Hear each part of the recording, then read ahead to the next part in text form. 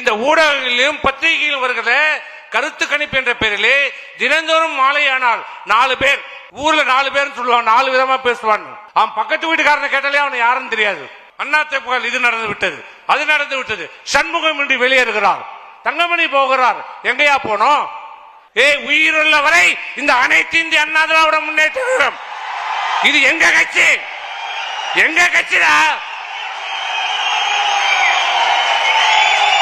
இது. அண்ணா திமுக தொண்டர்கள் நிரம்பிய கட்சி, தொண்டர்களால் தொடங்கப்பட்ட கட்சி, தொண்டர்களுக்காக செயல்படுகிற ஒரு இயக்கம்.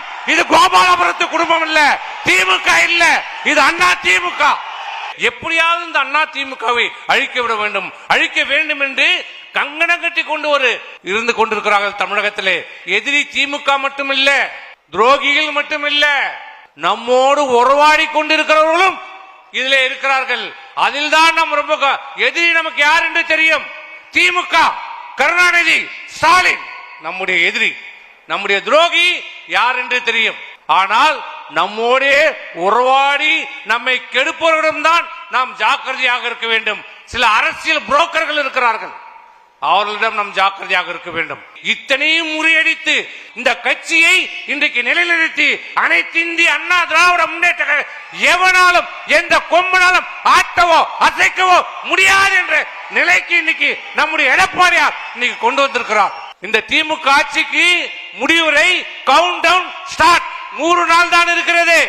ஆனால் அதற்கு முன்பாகவே இந்த பத்திரிகையின் மூலமாக ஊடகங்கள் மூலமாக கருத்து கணிப்பு என்ற பெயரிலே அண்ணா திமுக தொண்டர்களுடைய மன உறுதியை குலைப்பதற்கு மிகப்பெரிய சதி திட்டம் பின்னப்பட்டிருக்கிறது. நம்முடைய துரோகிகள் சில செய்த தவறு, நாம் செய்த சில தவறுகளால் இன்றைக்கு திமுக ஆட்சியில் இருக்கிறது. மக்கள் வாக்களித்து திமுக வெற்றி பெறவில்லை, நம்முடைய தவறுகள், சில துரோகியின் காரணத்தால் இன்னைக்கு ஸ்டாலின் ஆட்சி பொறுப்பேற்றோம். நாங்க போட்ட பிச்சை இன்னைக்கு ஸ்டாலின் இன்னைக்கு முதலமைச்சராக இருக்கிறார். மன உறுதியோடு இருங்க, நம்பிக்கையோடு இருங்க. உங்கள் தைரியம், உங்க மன உறுதி தான் அண்ணா திமுகவை எடப்பாடியார் 2024 மீண்டும் தமிழ்நாட்டுடைய முதலமைச்சராக நாம் அமர வைக்க வேண்டும் என்பது கூறி விடைபெறுகிறேன். நன்றி, வணக்கம்.